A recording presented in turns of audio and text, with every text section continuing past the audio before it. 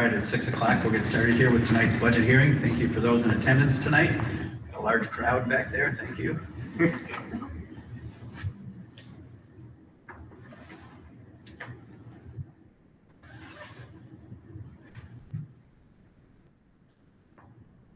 So tonight, here's an outline of what I'll be covering. I'll go over the budget timeline, the Wisconsin State School Funding Formula, our enrollment and membership, which is our resident student count, our revenue budget, our expenditure budget,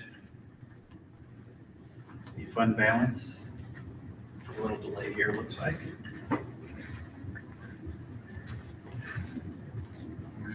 Escape out of that. Did you share entire screen?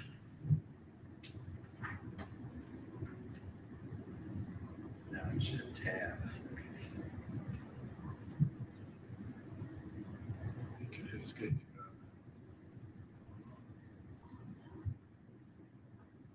I think you just go share screen again. Yeah, I just have to get the full screen. There we go.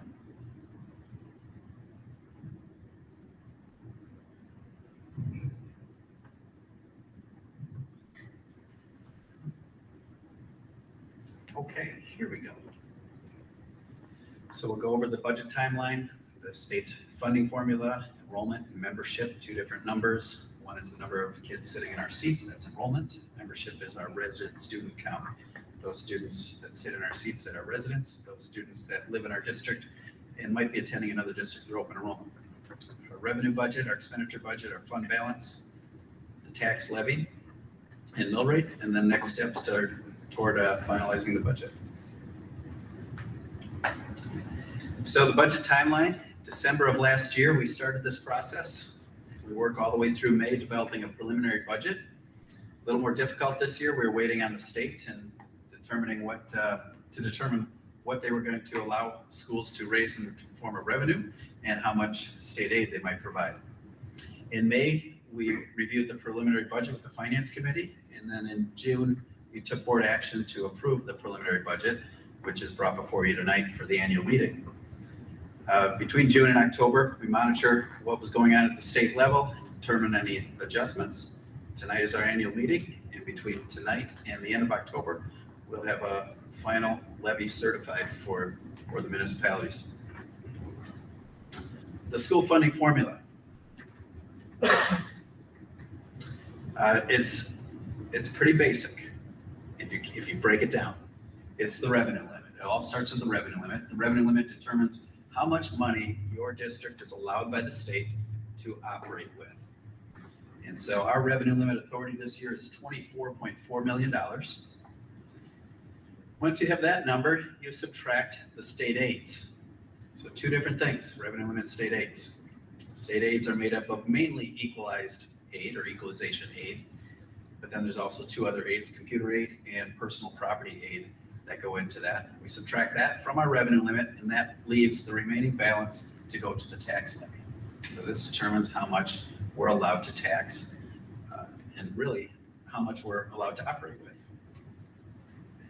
I'll come back to that slide again. This thing is double clicking on me.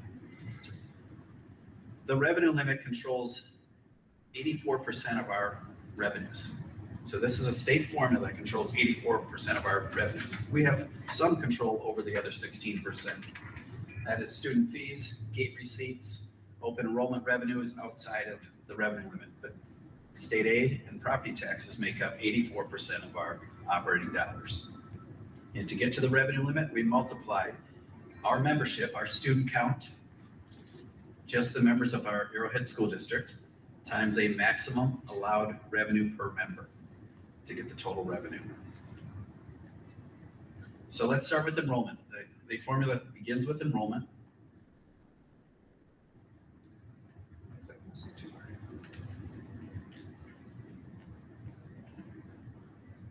So here's a look at our actual enrollment from up through 24-25, and then our projection in yellow there for 25-26. We projected there to be 1,867 heads sitting in our seats. We know that number now. The third Friday of September count came. We built this budget on this number, because we weren't sure what it was all the way along until we built the preliminary budget. But we know that's 1862. So our count came in within 5 of what our prediction was. And our overall projections have been pretty solid over the years. You can see our 10-year average variance is 0.22% off on average over the past 10 years on our prediction versus what really comes in. And being a high school district, it makes it a little simpler when we can get the K-8 numbers from our feeder schools.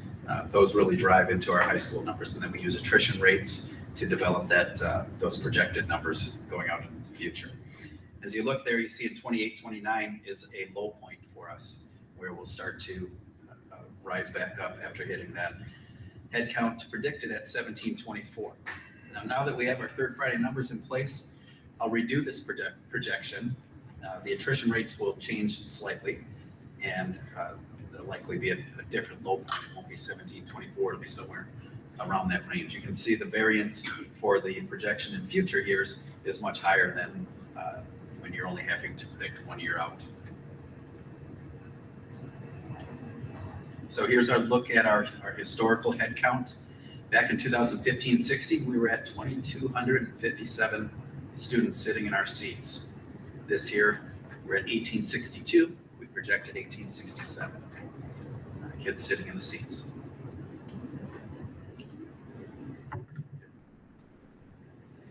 Here's a look at our history. So going back to 2014-15, we're at 2248, and we're sitting at 1862 now.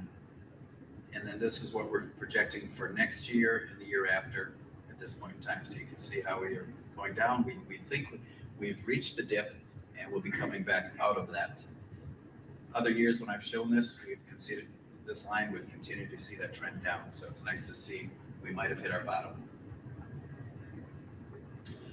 How do those numbers turn into revenue limit membership? So we start with the number of kids sitting in our seats. We subtract out all of those kids who are sitting in our seats through open enrollment. They live in another district, but they want to come here to Arrowhead. We have great programs, so we have to subtract those kids out from our 1862 minus 252 open enrollment kids coming in. And then we add back in the 88 students that live in the district but attend other school districts through open enrollment. And then we take the 3-year average of that. So this is actually the 3-year average membership number that we're showing here. So for the 25-26 school year, it's 1,784 members. And that's the number we multiply the per member dollar amount. So $11,800 times 1,784 members gives us our revenue limit without any exemptions. So let's take a look at the revenue budget. Here's the number I just mentioned, the $11,800 per student. You can see back in 17-18, that was at $10,065. We had a 0 increase in 2000 from 17-18 to 18-19. So that's why the number stayed the same. And then we've had small increases ever since. This number has not gone up with inflation since 2008-9 school year. So that's the last year that the maximum revenue per member has increased by inflation. Was back in 2008-09. Since then, we have not met inflation. Now we're about $3,600 below inflation per student or per member since that time. This is a look at those adjustments. So we're looking at the bold column here in green. And you can see in 1993-94, when revenue limits first started, we got a $190 increase per pupil or per member, or CPI, whichever was greater. It turned out to be the 190. The next year was 194. And then you can see these numbers all in green is while they were increasing the per member amount by consumer price index or inflation. Until 2009-10, the numbers in red here, not enough money at the state to fund the state aid portion. So they locked the revenue limit. They didn't give the CPI increase. We were expecting $284 per student that year, and they locked it at $200 for that year and the year after. And the year after that, Act 10 came along, where we were provided tools to reduce our expenditures.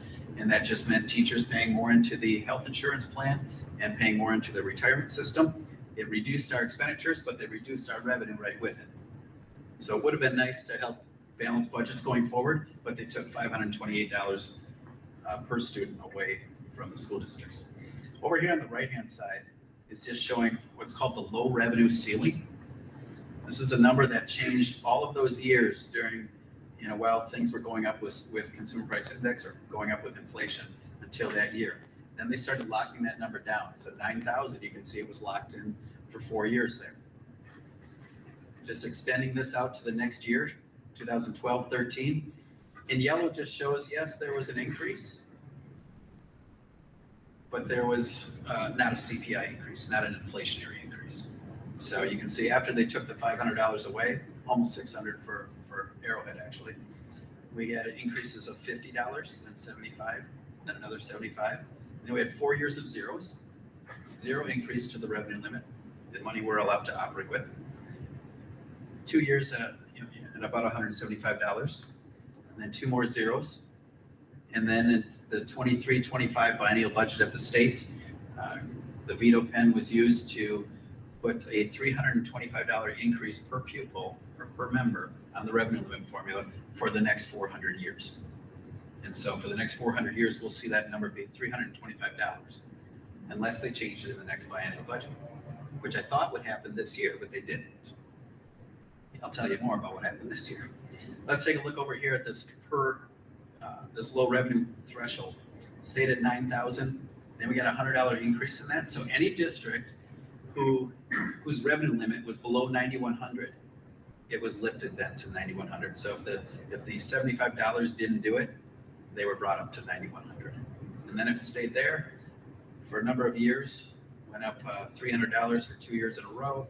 Another $300 locked at 10,000, and then we got one of the largest increases in that number, and this one actually helped Arrowhead when it moved up to $11,000. But now again, it's locked at $11,000. So if you're below $11,000, they would lift you up to that. But now obviously the whole state is at least $11,000 per student.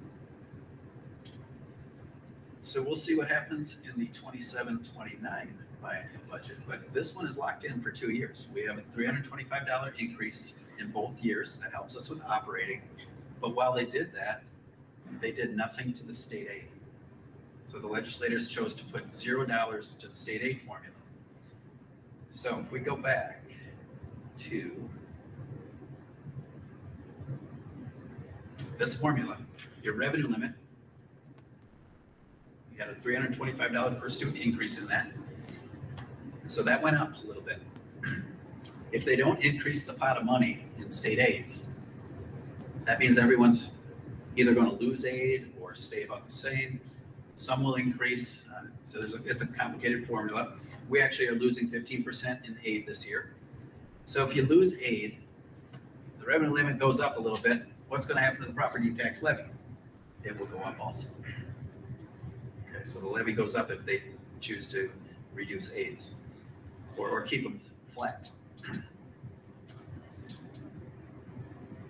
Here's just a look at the whole history all in one page. You can see the greens, we were running with inflation.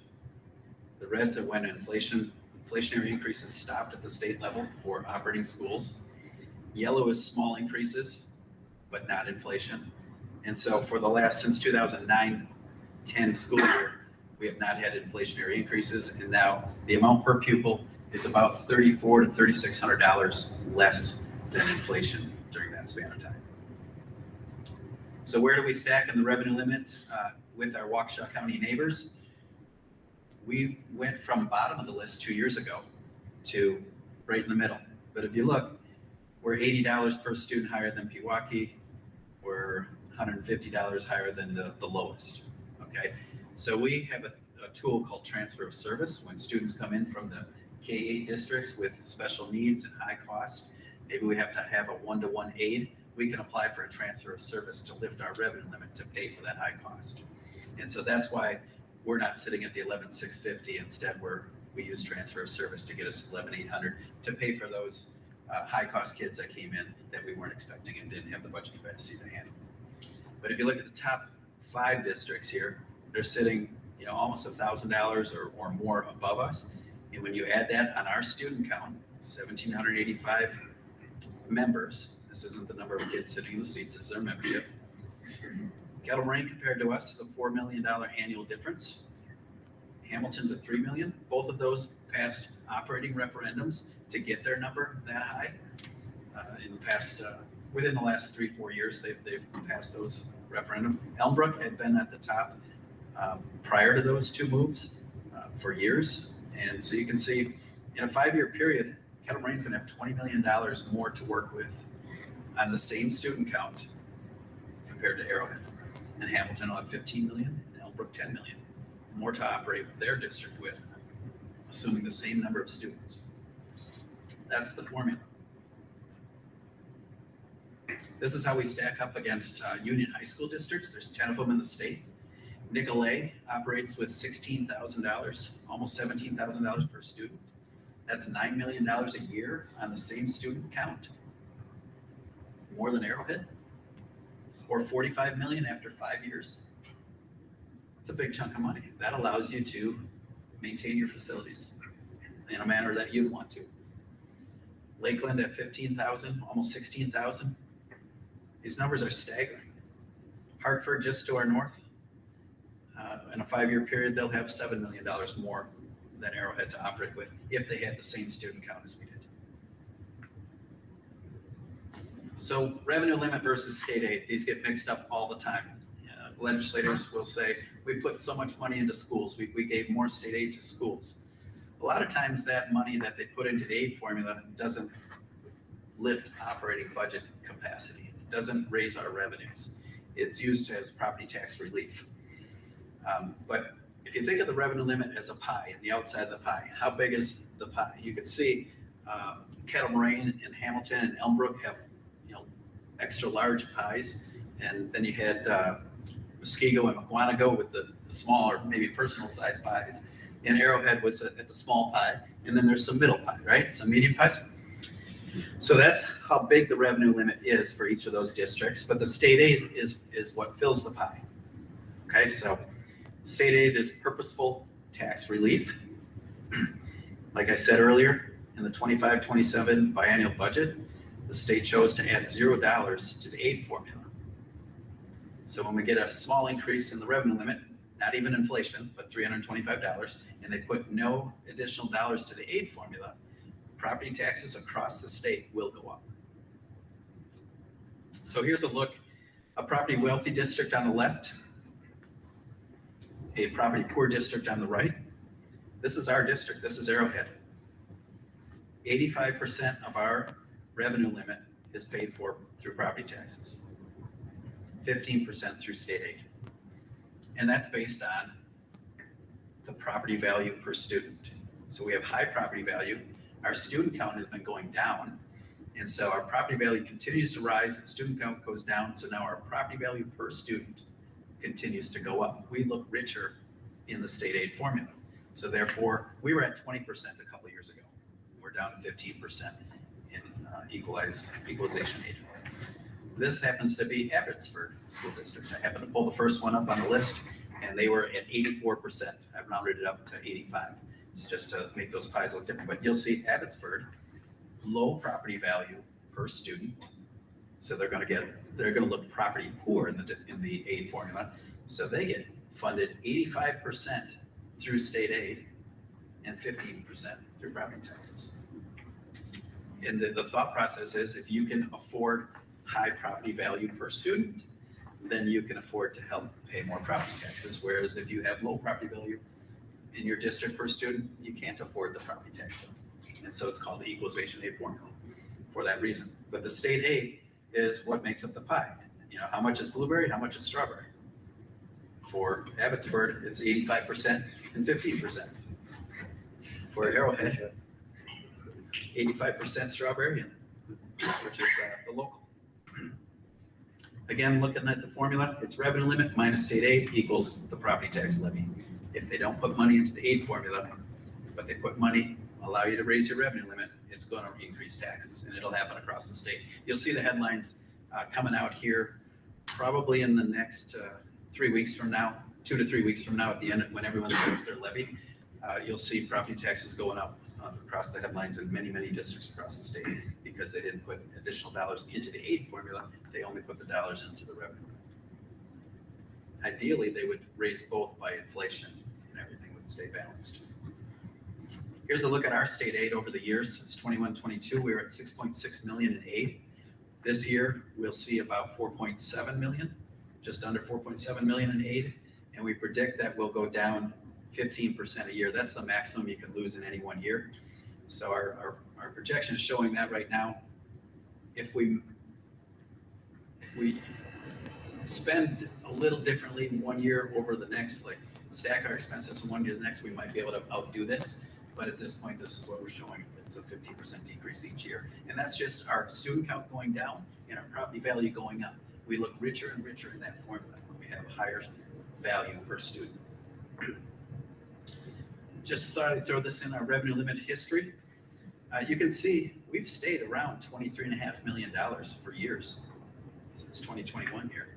You'll see this big increase from 1920 to 2021. This is the year back in 2019-20 when we had a debt payment. It fell in a different fund, so it's outside the revenue limit. So that's why this is about $1.7 million less than all the years going forward, because the voters thankfully approved a referendum to exceed the revenue limits by $1.7 million for 5 years. And we used that money to fix up some of our infrastructure, to make some repairs. So that fell in the revenue limit because now it's not counted in the debt formula or the debt fund, it's in the revenue limit fund. And so that's why you see this increase. But it wasn't any additional dollars for the district. They're just accounted for in another fund. But I guess my point here is the 23 million stays about the same. And now we got a couple, about a $500,000 increase in operating revenue this year with that $325 per student increase. Here's just a quick look at our revenue summary. You'll see our property tax. We're looking at about a $19.3 million property tax levy. We get about $2.5 million in open enrollment revenue, about almost 7 million in state aid, as I mentioned earlier. And then these other small general aids for a total of almost $30.5 million in our general fund operating budget. Where does this money come from? As we saw earlier, 69% is coming from local sources, property taxes, gate receipts, student fees, interest earnings, 20% from state sources. That includes the equalization aid that I mentioned at 15%, plus some categorical aids and some per pupil aid. That's why it's up to 20%.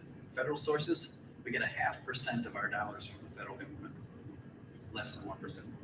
And other sources, 9%. Let's take a look at the expenditures. Salaries and benefits are the majority. We're a people business, and so the majority of our budget is salary and benefits, about $20 million total, almost 15 million in salaries, and then the benefits tied to those brings it up to 20 million. Open enrollment expense, those kids that live in our district but choose to attend other districts, we're expecting to pay about $818,000 out for those. Voucher payments, I looked today, I just got my numbers. This number is going to be a little low. We're going to pay about $600,000 out of our local property taxpayer dollars. We're going to pay it out to the private schools to pay for private school vouchers. So that's in the state formula. We get to count those kids for revenue limit purposes, but then we go and reduce our aid by that same amount. So it's a direct tax to our property taxpayers to pay for those private school vouchers. Non-capital and capital objects, these are just the supplies that we use to operate with. Our transfer to Fund 27 is about just under 2 million. It's been holding steady because they increased that pot of money. This is a good time to talk about what they did at the state level for this upcoming biennium. They set the reimbursement rate on special education costs at 42% for this 25-26 school year and 45% for next year. Problem is, it's not a sum sufficient allocation. So, meaning they didn't make sure they filled the pot of money up full enough to fund the full 42% and the full 45%. They have some certain amount in that pot of money. I would anticipate that 42%, I'm going to budget I was planning to go about 37 or 38%, be conservative on it. I heard at the conference I was at a couple of weeks ago that one person at the state level mentioned you might want to consider 35% because they didn't put enough money in to fund the 42% that they said. So I think I'll stick with 37%. I was going to go 38, but I'm going to stay at 37 now. And I think we'll be okay. But that's, when they say they're funding special ed at 42% or 45%, we can't rely on that money when it's a some certain pot of money that they're dealing with at the state level to pay it out. So the more special education costs rise across the state, the more money is due to each district. And when that pot runs out, every district gets prorated to the amount that they would have gotten otherwise. So that's why we'll probably end up with about, hopefully 37%. What else is in here? Okay, so that's our transfer to special ed. Transfer to long-term capital improvement fund. We put $1.7 million in there last year. A lot of that was we didn't have projects lined up or ready to go. We're kind of in a holding pattern because of referendum or not. And so we took the dollars that we would have allocated toward repairs and infrastructure projects and put them in Fund 46, waiting for those projects to be ready for us. And then this year, we're anticipating to put another 200,000. And if there's any extra, we'll put more into Fund 46 for future facility projects. So a balanced budget, $30.471 or $30.5 million matches the expenditures. Fund balance. Some people think the fund balance is like cash in hand waiting to be spent. Fund balance is used to avoid short-term borrowing. So when we are so heavily reliant on property taxes, and those taxes don't get paid to the district until January 16th or 15th for the first payment, and then February, the next payment, and then our third payment, small payment, comes in April, and our final payment comes in August. So how do we fund our expenditures, our payroll, our supplies from July 1, when our fiscal year starts, to January, when our tax receipts come in? We're 85% reliant on taxes. So we have to have a fund balance to float us that long, okay? So if we don't have enough, we'll short-term borrow. We have to short-term borrow from a bank to have enough dollars to work with, or take out a line of credit, use that line of credit as needed. We haven't had to do that since 2019-20. We took out a line of credit that year, came within $100,000 of having to use it, and we didn't need to use it. And then we built our fund balance up a little more each year, so we haven't had to touch it. But fund balance is an important thing. It's just not a slush fund sitting there waiting for us to do projects with, because it does go down to zero. This is a measure in time. It's measured on June 30th. And so when someone says, what's your fund balance? They're always talking about, on June 30th, our fund balance was 30% of our expenditures, or at $12.7 million for us. Fund balance, a strong fund balance also gives you a strong bond rating. If we ever do pass a referendum and have to issue bonds, to issue debt, we'll get a better rate of interest with a high bond rating here. And the best practice is to keep 3 months of working cash. For us, it's about $7.6 million. And we're above that, but that allows us to not have to short-term borrow. So here's a look at how fund balance works. Take your revenues minus your expenditures. This year we have a balanced budget we're anticipating, and so we would keep our fund balance right where it is. 2 years ago, we were able to add $1 million to the fund balance. Last year we used $31,000 of the fund balance. This $1 million, remember I mentioned we moved $1.7 million over to Fund 46. That was planned for this year, and that's why we have a basically balanced budget. But we beat the budget, but also moved the money over to Fund 46. So we're sitting about 42% on our fund balance. This is just a graphic look of what I just showed you. Revenues in blue, expenditures in red, and fund balance. Revenue, expenditure, fund balance. Formula again, just don't want you to forget it.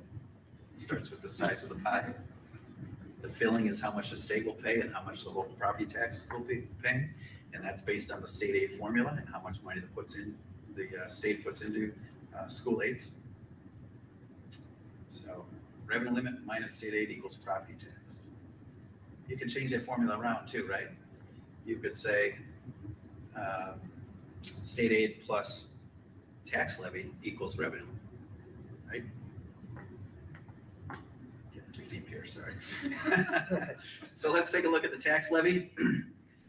You can see as our aid goes down, our tax levy goes up in the general fund. We're at 16.8 million, 17.7 million last year, and now we're looking at 19.3 million. We lost $1.4 million in state aid going into this year. This 117,000 in Fund 38 was used to pay for the engineering center here at South Campus. We paid off that loan. Last year was our last payment, and so we have a zero levy there for this year. Capital expansion is what pays for our roofs, and so we levy a little bit in there each year. It comes out of our revenue limit, so we just allocate it toward facility projects. So our total of 19.6 million, and then we added our SRO into our community service fund for 270,000. So our total levy will be just under $20 million this year, or an 8.25% increase. Most of that due to the 15% decrease in state aid. Just another look, if we take our total levy divided by our property value, that's what this number is here.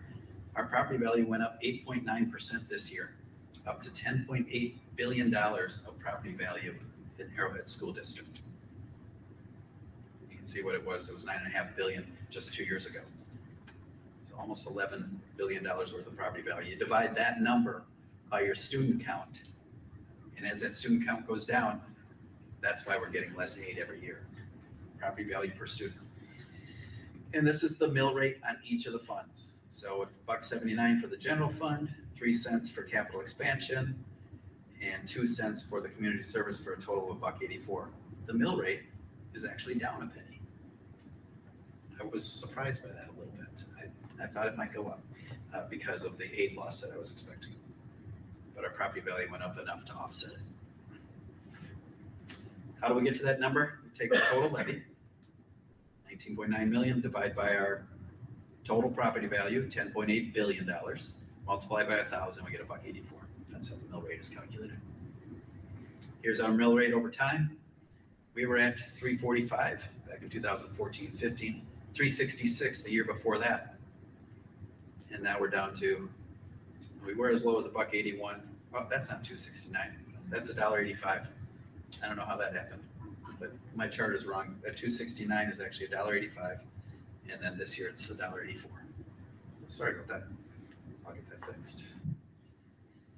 So if you had a house valued in 2016 at $286,000, and you increase the average rate of inflation on that house was about 1.16%.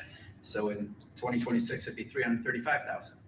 So that same house going up with inflation that paid $981 in property taxes for Arrowhead School District is now paying $617 in Arrowhead property taxes. So we've increased the value of the home. We've decreased the tax rate over those years. And so the overall tax bill to that property homeowner went from $981 down to $617 during that span of time. This is in your annual meeting booklet too for future viewing. Here's a look at how we stack up in Waukesha County. I don't have the rates for 25-26, so I grabbed the latest data available in 24-25. Menominee Falls was leading Waukesha County with a $7.09 mill rate or tax rate. Arrowhead plus the average K-8 feeder school is at $5.30 per $1,000 in property value. So we have a very low tax rate here at Arrowhead compared to the rest of Waukesha County. Next steps. So the biennial budget was signed into law July 3rd. That'll last 2 years. So now we know our numbers. We know our membership. I said that was 1,862 heads in the seats, and our, 1,754 was our membership for going into the next year. It's our 3-year average. We learned our state aid today. We just got that number today, so that was good timing. It was right where I thought it would be. The maximum loss possible, 15%. So that was an easy number to predict this year because I knew we were going to lose that aid as our property value per member went up. I knew we would sit richer in the formula and lose the 15%. So some years it's not that easy to predict. You never know if you're going to go up a little bit or this year was a little easier. And our equalized property values, I actually have that number too. They certified it early this year, and so we have those numbers. So now we're just going to finalize all those numbers. We'll have a special board meeting on Thursday in the last week of October. I don't remember that date. Is it the 30th? The 30th. And we'll ask the board to approve the full budget and the tax levy, and then we can certify that to the municipalities by November 10th. But this has to be done by November 1st, and then we can get the information out to the municipalities 10 days later. That's the end of the budget hearing. I'll open it up for questions if you have any. What's the last piece you're waiting for to finalize the budget? I got it today. So, Can we approve it tonight? no, because I have to make the adjustments. So it can be a quick meeting, but there will be adjustments, and I'll show you what changed in what I have tonight compared to what I'll have. So I just, because I got the number today, I just determined time to get them all together. Good question. Anything else? Yes. So, from what I gathered, it seems like the school district does not have debt. Is that rare in the state? That's very rare. Okay. I don't know what percent of districts do not have debt, but I would guess it's 10% or less that wouldn't have debt. We paid off our debt in 2019, 20 was our last debt payment. Our last referendum approved debt payment, that was for about $1.7 million. And then we were able to pass that next referendum. But now the other little $117,000 payment or the $1 million loan is paid off also. So we are completely debt-free for a district our size. That is unheard of. It's unbelievable, really. But it goes to, we've worked on referendums and capital referendums going back to 2016. 3 years prior to me, there was a try in 2016, a try in 2017, a try in 2020 passed, and then 24, 25 we tried, and they all failed. So back to the drawing board, because the facilities are not getting any better. They keep working away. That answer your question? Yeah, that seems like it's a priority to be debt-free or just. It's just the nature of the community not supporting referendum. Yeah, I wouldn't say it's a priority. As a finance manager, I actually like to have a little debt. It allows me a tool to use in managing the aid formula that we're losing 15% a year on. I could manage that and offset that loss every year if I had some debt to do it with. I can manage it a little bit with the operating budget, but not to the extent I could do it if I had some debt. But you need to pass a referendum to get any sort of debt. Correct. We're not allowed to issue. We could take $1 million loan out, up to $1 million, but anything more than that would have to go through a referendum process. Okay. So until our voters would vote yes, move forward with a capital referendum, we won't have any debt. Okay. Yeah. Are you saying that member resident count is your 1862 minus the 252, therefore 1710? Close. 1862 minus the 252 plus the 88 that are our residents attending other districts. And those 88 count with the member resident? Yes, because they live in our district. So those are our resident students, we call that. Versus last year, 1758 was which number? That would be the membership number also. Okay. Anything else? If not, oh yeah, go ahead. One other thing, could the district then take on debt through a referendum, through borrowing, that wouldn't necessarily mean a tax increase for residents? Well, in our case, because we have no debt today, we'll have a principal and interest payment of some kind on the new debt, right? We don't have that today, we would have it tomorrow, and so therefore it would increase taxes. Now, had we gone in before that debt dropped off, we would have, back in 2019-20, when the 1.7 million debt payment dropped off, typically, and that's what Arrowhead was trying to do back in 2016 and 17, you refill that with a new debt issue Yeah. to take care of your facilities. But that has gone and passed, and so it'll be an increase. It'll still be lower than some of those tax rates going back to, 345, Yeah. but it'll be an increase over the buck 84. So when you said we lost, I forget how much this year in aid, what point, Just under $1 million. just under. Yeah, 991,000 something. Was that dollars that we lost or a percentage of the revenue limit that didn't get filled by it? Those are dollars lost in the aid formula because we're high property value per student. Our aid amount went from 5 some million down to 4.5 million. So it was dollars, not a percentage of what was possible. It was actually real dollars. Real dollars. Thank you. Yep. Just wanted to A clarify. 15% decrease, Okay. which is the maximum decrease allowed by the formula. Okay. So that's where if you can manage your expenditures from one year to the next, where you'll take the 15% decrease, but now if you don't spend as much the following year, you might be able to gain 20% back the following year. Without debt, it's really hard to do that. And that decrease was 100% tied to property value increase. Was there any other factor that contributed to the state aid reduction? Yeah, there's really 3 factors. It's your membership, your property value, and your spend. So 2 of those factors are property value per member, right? So there's 2, and then it's your spend per member. Our spend per member just went in, we're right on the border of, there's primary, secondary, and tertiary aid. We're right on the border of secondary and tertiary aid. We fell into that by $295 per student this year. So that $295 per student actually costs us $1.85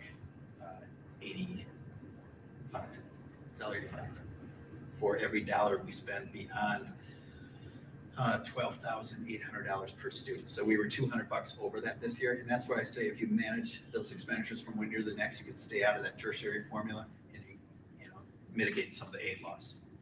That doesn't give us more operating money to work with. All it does is helps reduce property taxes, which we've tried to do a good job over the years of doing based on this term. Good questions. Wish we had 1,000 people in here asking things. Anything else? Okay. Great job.